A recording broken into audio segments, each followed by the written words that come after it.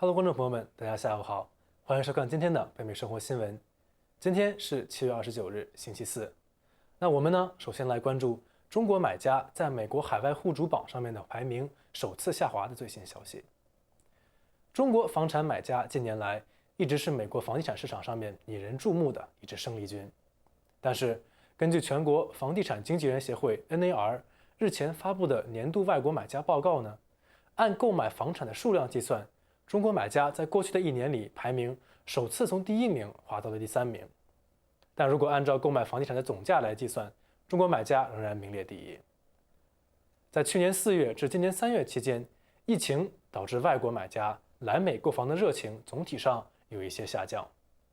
外国买家在美国购买房产的总价达到了544亿美元，比上一年同期呢要下降27%。外国买家在美购房数量达到了10万7千套，而同比下降了33%。按照购房的份额来计算，来自中国的买家这段时间内在美国购房总价达到45亿美元，居各国之首。但相比较2017年的高峰317亿美元，已经大幅缩水。从购房数量来看，中国买家在美国购房6300套，份额占所有外国买家购房总数的6%，在各国中只排到第3的位置，仅次于8%的加拿大和占7%的墨西哥。这也是中国买家自2015年来首次跌落外国人在美国购房份额的冠军宝座。从地理位置来看呢，中国买家最喜欢的是离中国较近的加州附近城市，其中有34%在美国买房的中国买家都是在加州购买了他们的房子，而其次的一个州就是乔治亚州。该州吸引了另外10%的中国买家，而在东边，纽约和密歇根则以8%的比例在中国买家目的地的榜单上面并列排在第3。在购房价格方面，中国买家在美国买房产的平均价格是71万0400美元，仅次于英国买家的71万8800美元，居各国第2。全国房地产经纪人协会发现，非居民购买美国房产主要是为了收租或者是度假来用。但是中国买家中有13%的买房是为了孩子上学用途，这在各国中是占的比例最高的。目前来说呢，美国的房价比中国很多地方仍然要显得便宜很多，比如纽约和新泽西的房屋均价在每平米2930美元左右，而上海这一价格则是已经达到了11829美元。根据全国房地产经纪人协会上周四发表的报告，今年6月，美国二手屋销售中间价格达到了36万3300美元，创造历史以来的最高纪录。而该协会首席经济学家 Lawrence Yun 说，美国本土买楼需求十分的强劲，因此外国买家的减少购买其实并不会对房价的整体市场构成压力。接下来让我们来关注麦当劳销售额大涨，而背后则是 BTS 套餐在立功的最新消息。麦当劳于7月28日发布了他们最新的2021年第2季度的销售报告，而这一份数据则显示，截止今年6月份的第2季度，全国范围内麦当劳的销售额上涨了有40.5%之多，而仅仅是在美国境内的销量增加就达到了25.9%，而和2年前疫情还没有到来时候的2019相比，全球和美国范围内也有6.9%和14.9%的增长。疫情尾声的经济复苏和很多商店以及城市的开门固然占了很大一部分功劳，但是麦当劳最新的营销策略和产品革新也为他们的重新开放锦上添花。在和说唱歌手 Travis Scott 的联名套餐中尝到甜头之后，麦当劳在今年5月份的重新开放时段，联手 BTS 防弹少年团推出了最新的 BTS 套餐，而其中包含着鸡块、可乐、薯条以及最新推出的2款韩式甜辣酱。这也是麦当劳第一次推出全球范围内的联名套餐。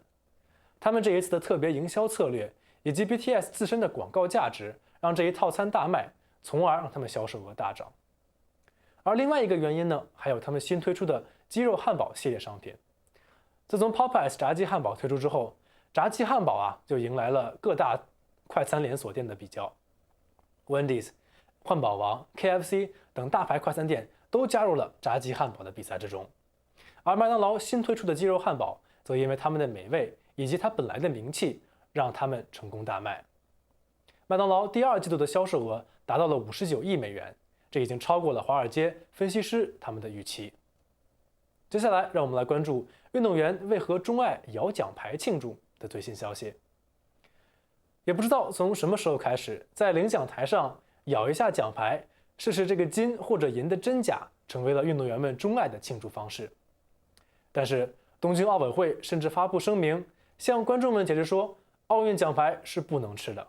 而本次的奖牌是从2017年开始由日本市民募捐的旧手机中提取出来的，所以运动员们也不需要，也最好不要通过摇奖牌来确定这个金属的真假。即使如此，还是有绝大部分运动员都选择了咬一口试试看，来看一看这个里面的材质是什么样的。那摇奖牌这一动作背后的原因和来源究竟是什么呢？奥林匹克历史学家协会会员大卫·瓦莱钦斯基曾经向 CNN 透露过，他认为这是运动员们在特意满足媒体的需求，尤其是摄影师们，他们显然已经把摇奖牌看作是一个标志性的庆祝方式和他们所需要的照片素材。瓦莱钦斯基认为，这些运动员在私底下可能不会选择咬他们的奖牌，尝一尝这个金属是什么味道。目前，这些庆祝动作已经从奥运会蔓延到了许多其他的国际赛事，而摇奖牌也潜移默化地成为了一个普遍的庆祝方式。接下来，让我们来关注阿拉斯加突发地震触发海啸警报的最新消息。阿拉斯加州沿海于昨天星期三晚上大概10点钟左右发生了8.2级的大地震，引发了该州一些沿海地区的海啸警报。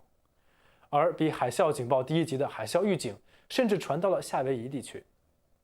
此次地震的震中位于阿拉斯加半岛小镇奇克尼克东南75英里，也就是121公里左右的位置，震源深度约为20英里和32公里左右。美国国家地质调查局 USGS 表示，上述地震的发生之后他们还记录了几次更小的地震的发生。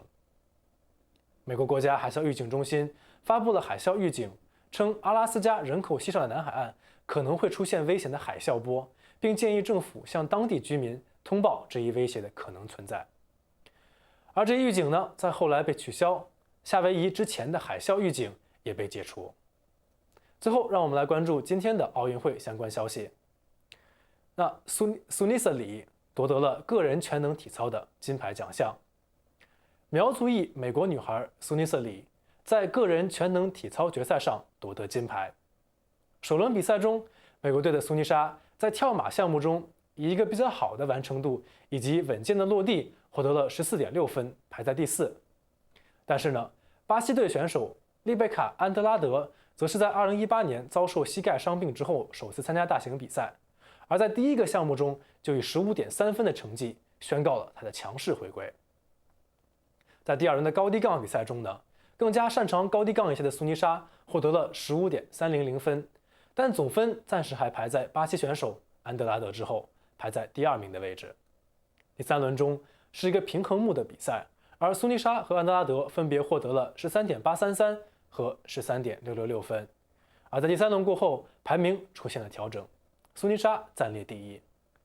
但到了最后1轮之后，在最后的自由体操比赛中，苏妮莎选手得到了13.7分，而由于巴西选手安德拉德最终得到了13.666分，苏妮莎最终以一个总分57.433分的分数夺冠。那么，在美国队大将西蒙·拜尔斯宣布退赛之后，苏妮莎的精彩表现体现的不仅仅是她高超的技术，以及她花很长时间做的训练，还有她在大赛来临之际过硬的心理素质。以上就是今天的全部内容，感谢大家收看今天的北美生活新闻，我们下期再见。